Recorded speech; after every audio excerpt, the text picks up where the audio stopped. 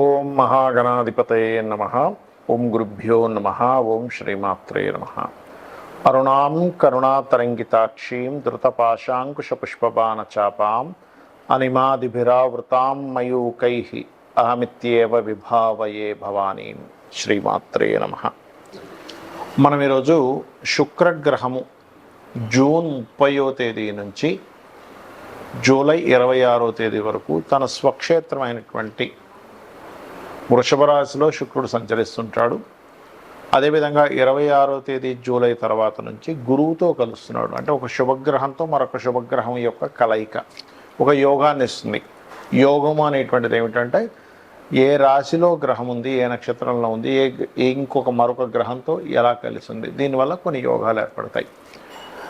దీనికి సంబంధించినటువంటి విషయంలో మీకు ద్వాదశ లగ్నముల వారికి ఏ విషయాల్లో చాలా బాగుంటుంది, ఏ విషయాల పట్ల కాస్త జాగ్రత్త వహించాలి. ఎందుకంటే ఇక్కడ ఓన్లీ శుక్ర గురువులు కలవడమే కాకుండా కుజకేతువులు కూడా కలిసి ఉంటున్నారు ఇక్కడ. కాకపోతే 28 జూలై నుంచి మారిపోతున్నారు. సో దానివల్ల పెద్ద ప్రమాదం ఏం లేదు.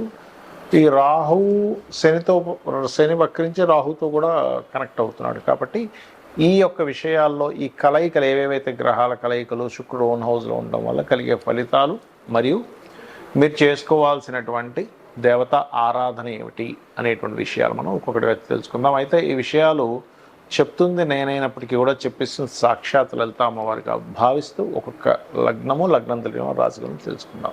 సింహలగ్నము, సింహరాశి. మీకు శుక్రుడు దశమ స్థానంలో ఉంటున్నాడు 30 జూన్ నుంచి 26 జూలై వరకు. గుర్తుపెట్టుకోండి, ఎప్పుడైతే దశమంలో శుక్రుడు ఉంటాడో, ఏకాదశంలో రవి ఉంటాడో, ఈ శుక్రుడు ఏకాదశంలో ఉండే రవిని కలుస్తున్నాడో, మొట్టమొదటిగా ఇది మీకు లేదా మీ జీవిత భాగస్వామికి ఉద్యోగం రావడానికి, అందులో ముఖ్యంగా సాఫ్ట్వేర్ రిలేటెడ్ లేకపోతే కొన్నిసార్లు విదేశాల్లో ఉండే కంపెనీస్కి ఇక్కడ నుంచి నైట్ డ్యూటీస్ చేస్తూ ఉంటారు. అటువంటి వాటికి ఇది కొంతవరకు సపోర్ట్ చేస్తుంది. మీకు శుక్రుడు దశమం అనేటువంటిది మీకు కానీ మీ జీవిత భాగస్వామికి కానీ గుర్తుపెట్టుకోండి. అలాగే ఏకాదశంలోకి ఎప్పుడైతే మారుతున్నాడో కొంత వ్యాపార అభివృద్ధిని ఇస్తాడు శుక్రుడు గురువుతో కలుస్తున్నందుకు. అదేవిధంగా చేసేటువంటి ప్రయత్నంలో సంతానం కోసం చేసే ప్రయత్నం అనేటువంటిది సఫలీకృతం చేస్తాడు. అయితే ఎంత లేదన్నా మనకి కుజుడు రాశిలో ఉంటూ కేతువుతో జూలై 28 వరకు ఉన్నాడు. కాబట్టి కొంచెం వేడి కురుకులు రావడం సింహలగ్నం వారికి, అలాగే సింహలగ్నము ఆ రాశి వారికి కొంచెం అనీజీగా ఉండడం, శక్తి లేనట్టుగా ఉండడం, అమ్మ ఏమిటి బాబు ఇలా అయిపోతుంది అన్నట్టుగా అనిపించడం, కొంచెం బీపీ లెవెల్స్ పెరగడం, ఇటువంటివి జరుగుతూ ఉంటాయి.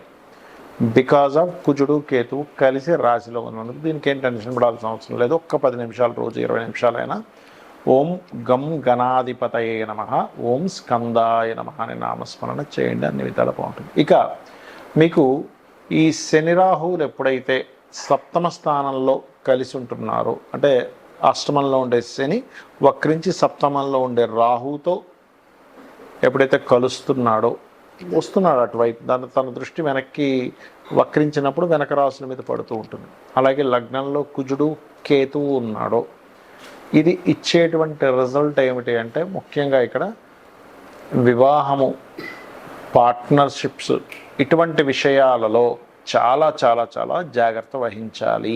గుర్తుపెట్టుకోండి. ఇంకా తప్పనిసరి ఆల్రెడీ ఫిక్స్ అయిపోయిందండి ఇప్పుడు మేము వెనక్కి వెళ్ళలేము అనుకుంటే కుజ కేతు రాహు శని గ్రహాలకు జపం చేయించుకోండి, లేదా కనీసం ఆ గ్రహాల దగ్గర దీపారాధన చేయండి. లేదు అనుకుంటే కనీసం గోశాలకు వెళ్ళి గోవులు క్యారెట్స్, గ్రాసము, బెల్లము ఈ పదార్థాలు తినిపించండి. అన్ని విధాలా మీకు బాగుంటుంది. శుక్రగ్రహం గనక మీ జన్మజాతకంలో ఓన్ హౌజెస్లో, ఇప్పుడు గోచారంలో ఎలా అయితే వృషభంలోకి వెళ్ళాడో అలా ఓన్ హౌజెస్లో కనుక ఉన్నట్లయితే ఇంకొంచెం యాక్టివ్గా అవుతుంది. ఇక్కడ శుక్రగ్రహం విషయంలో కానివ్వండి, శనిగ్రహం విషయంలో కానివ్వండి, చాలామందికి కొన్ని అపోహలు ఉన్నాయి. శని అనగానే పూర్తిగా బాగోదు అనుకుంటారు, శుక్రుడు అనగానే చాలా బాగుంటుంది అనుకుంటారు. ఇక్కడ ఏంటంటే శుక్రుడు లగ్జరీకి కారకుడు. చిన్న ఎగ్జాంపుల్ చెప్తా చూడండి. ఇప్పుడు బాడీ పార్ట్స్లో కూడా శుక్రుడు కారకత్వాలు ఉంటాయి. అలాగే కిడ్నీసు, దృష్టి,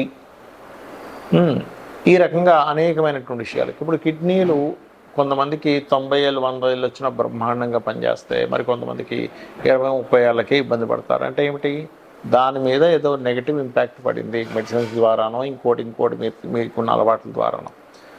మరి అందరికీ కిడ్నీలు ఎందుకు అలా పనిచేయమంటే అది ఉండే బలాన్ని బట్టి. అందరికీ దృష్టి ఎందుకు షార్ప్గా ఉండదంటే అది ఉండే షార్ప్ కళ్ళని వాళ్ళు ఎంతవరకు కాపాడుకున్నారు, ఎట్లాంటి ప్రికాషన్స్ తీసుకున్నారు మీద దాని మీదే.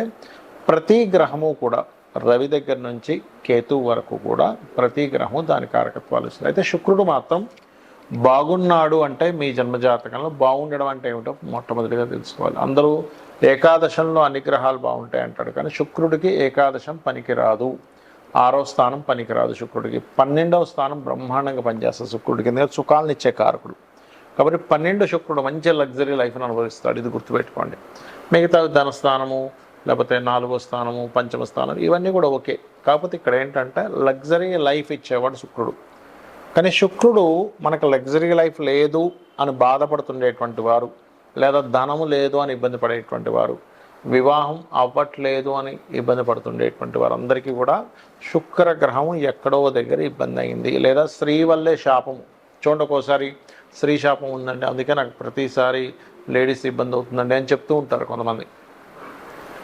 అంటే దాని అర్థం ఏమిటి, స్త్రీకారకుడైన శుక్రుడు ఎక్కడో పాడయ్యాడు.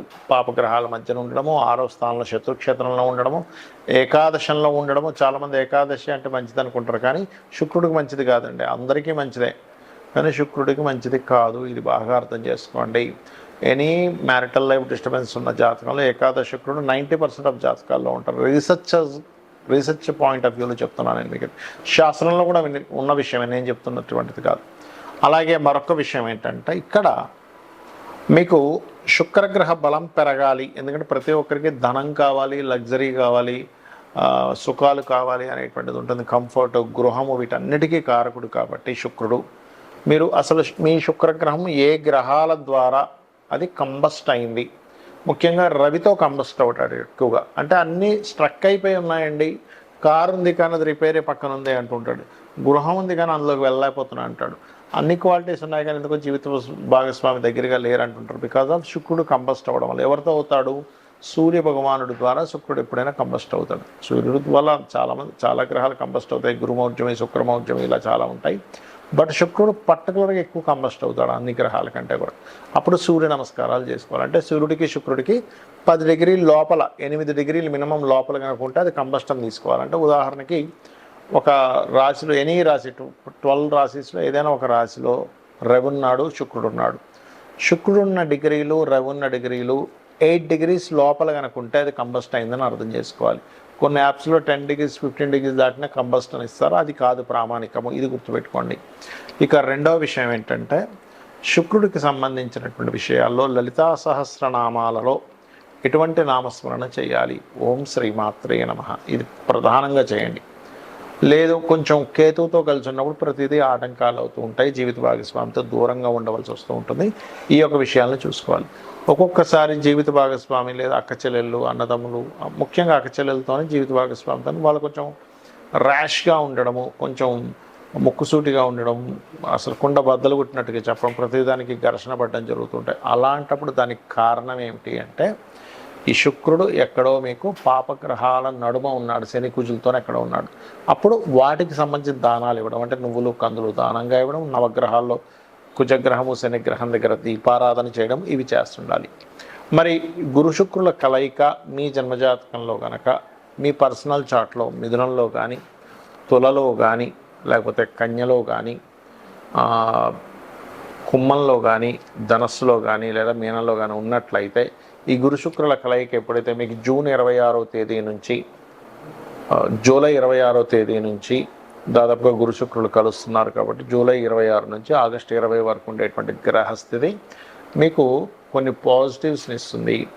సో ఫైనల్గా ఏంటి, మీకు శుక్రుడు బాగుండాలంటే అమ్మవారి ఆరాధన చేయండి, అన్ని విధాలా మీకు బాగుంటుంది. దీంతోపాటు ఫైనాన్షియల్గా ఇంకా బాగా గ్రోత్ రావాలి అంటే ఓం సంపత్కరీ సమారూఢ సింధుర వ్రజ సేవితాయే నమః, లేదా ఓం ధర్మాధ్యక్ష ధనాధ్యక్ష ధనధాన్య వివర్ధినియే నమః అనే నామస్మరణ చేయండి. దీంతోపాటు శుక్రవారాలు చపాతీ నూనె వేయకుండా ఒక 3 చపాతీలు తయారు చేసి దానికి తేనె పూసి గోవుకి తినిపిస్తూ సాక్షాత్ సకల దేవతలు అమ్మవారి స్వరూపమైనటువంటి గోవులకు తినిపిస్తూ నేను చెప్పినటువంటి మంత్రాన్ని ఓం సంపత్కరి సమారూఢ సింధుర వ్రజ సేవితాయే నమః అని చేస్తూ ఉండండి. ఖచ్చితంగా మీకు అన్ని విధాలా బాగుంటుంది. శ్రీమాత్రే నమః.